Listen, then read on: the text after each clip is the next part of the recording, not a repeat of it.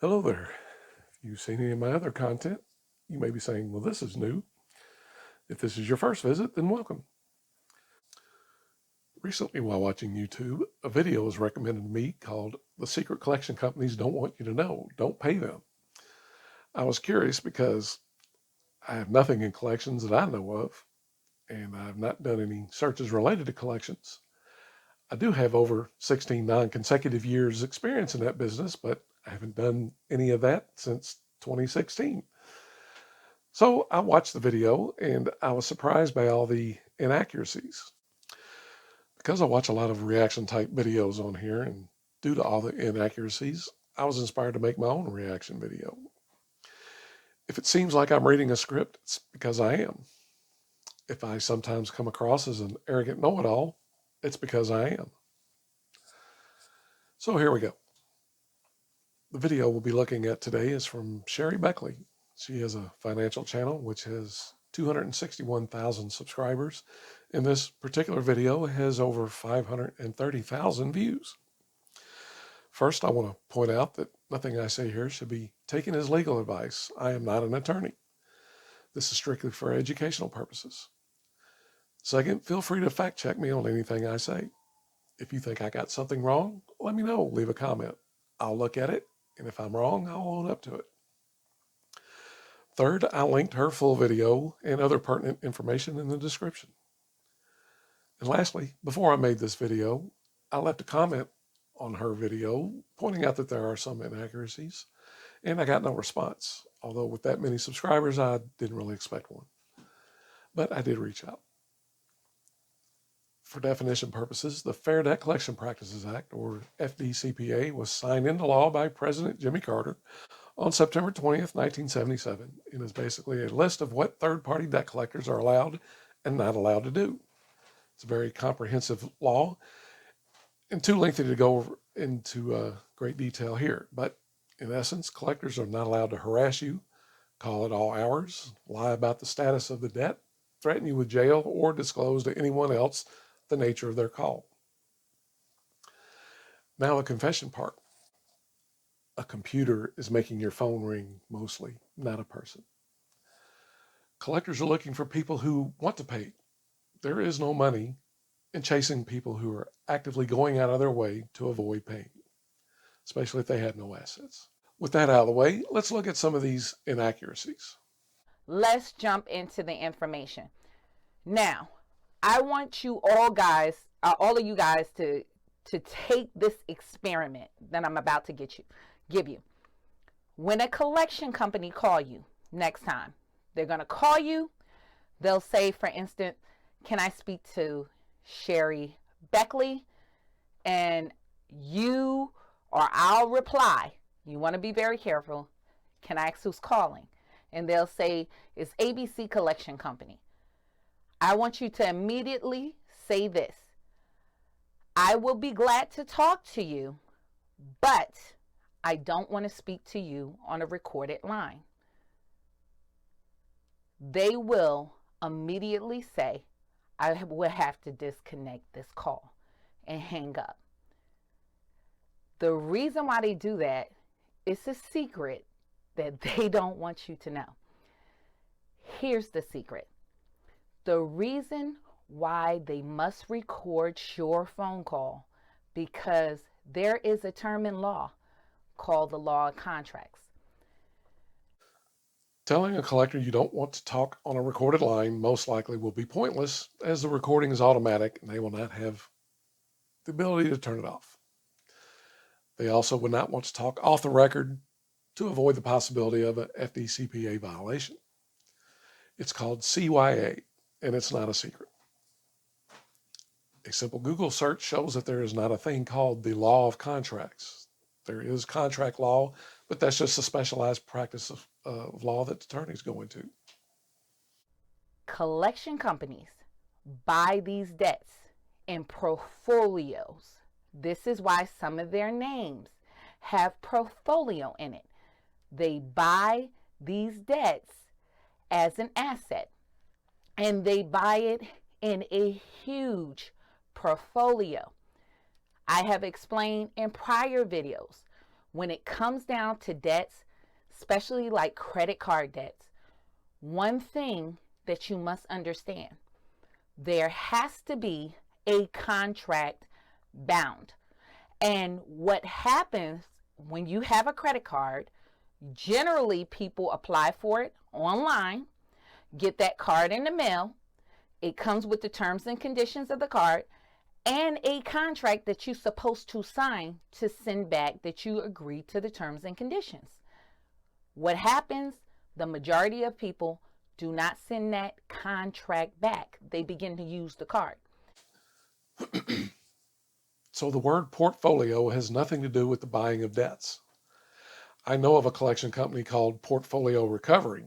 No, that is not a company I ever worked for. That is a company that I had an account in collections with on a credit card that I got overwhelmed with while I was employed as a debt collector. The irony. I have nothing to do with that company other than I paid off my account and they were extremely pleasant to deal with. If you have an account there, give them a call and work something out. Again, I have no stake on that grill. Not every collection account is owned by collection agencies. Some banks will place them with a third party on a contingency fee basis.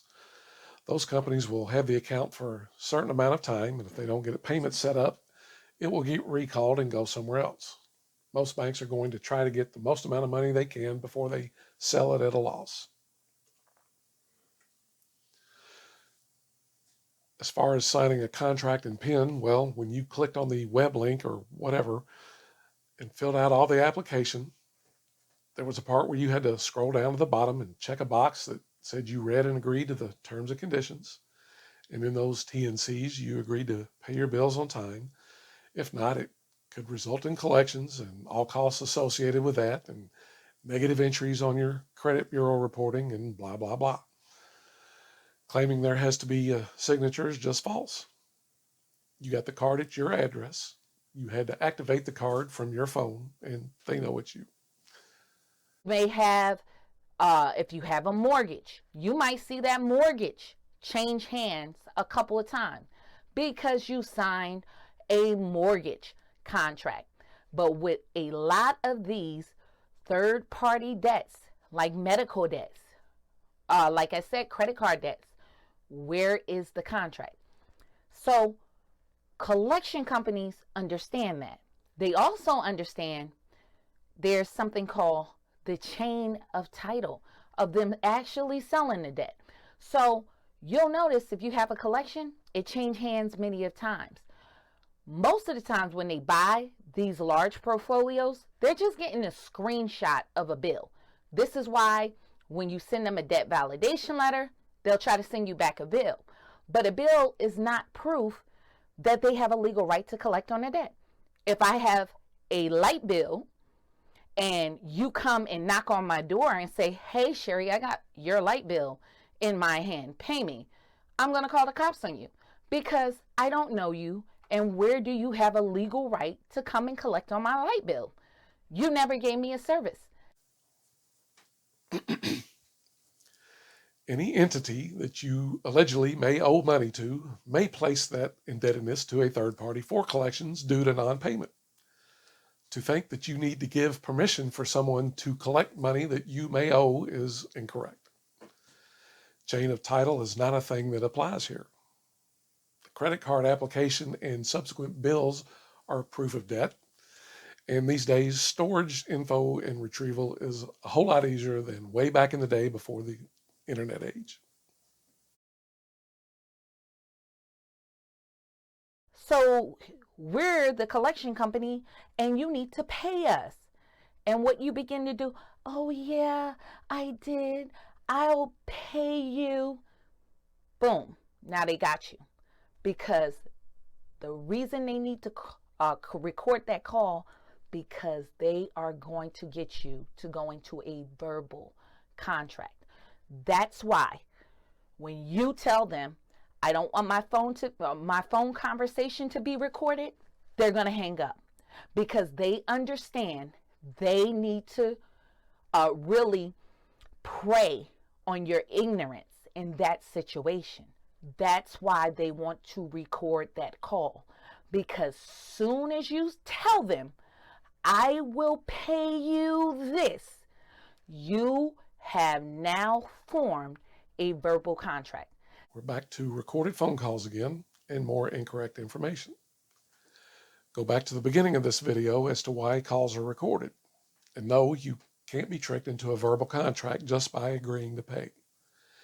Check your particular state laws just to be sure, but I don't think so. It was never a tool I was ever made aware of. They're under my own state laws. If they're doing business in your state, they're subject to your state laws. This is the only accurate information I can find on this entire video. There are some tough state collection laws that go above and beyond what the FDCPA covers. A good example is West Virginia. Any business calling a West Virginia resident must have a West Virginia business license, and those are not easy to come by. Everything else in the video is just wrong after wrong, lots of conspiracy theories and other nonsense.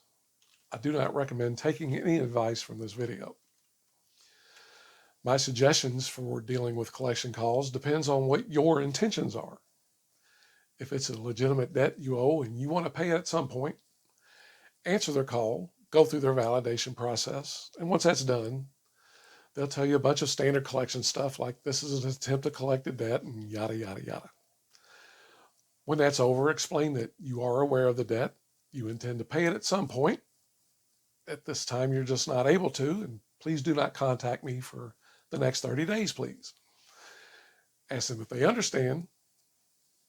Ask the name of who you spoke with, keep a record of it, then say bye and you're done for at least the next 30 days. If you want them to stop altogether, then answer the call, go through the validation. When that's done, just ask them to never contact you regarding this debt, never again, please. Ask to speak to a manager if you want. However, by doing this cease and desist, you are opening yourself up to possibly being sued. But again, I'm not an attorney, and your mileage may vary. So that's all I have for this video. Please like and leave a comment. I will do my best to answer all questions. Subscribe or share the video if you think it's useful. If I get some feedback, I may do another one. If I see something, I'm inclined to say something. I'm just trying to keep it real because there's lots of bad info out there. Bye.